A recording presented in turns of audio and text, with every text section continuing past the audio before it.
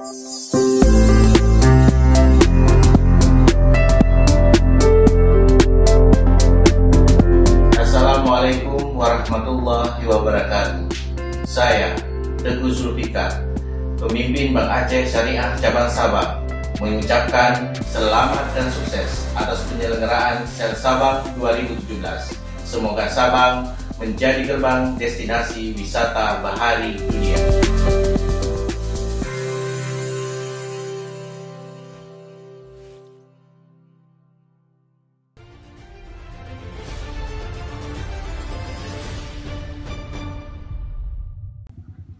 Sudarlun, cuaca ekstrim yang melanda wilayah Kepulauan Simelu menyebabkan transportasi laut terpaksa dihentikan sementara waktu. Dengan pertimbangan keamanan, hingga Rabu pihak ASDP memilih menyandarkan satu kapalnya di Pelabuhan Singkil dan satu lainnya di Simelu. Cuaca ekstrim memicu tingginya gelombang laut di perairan Simelu yang mencapai 3 hingga 4,5 meter.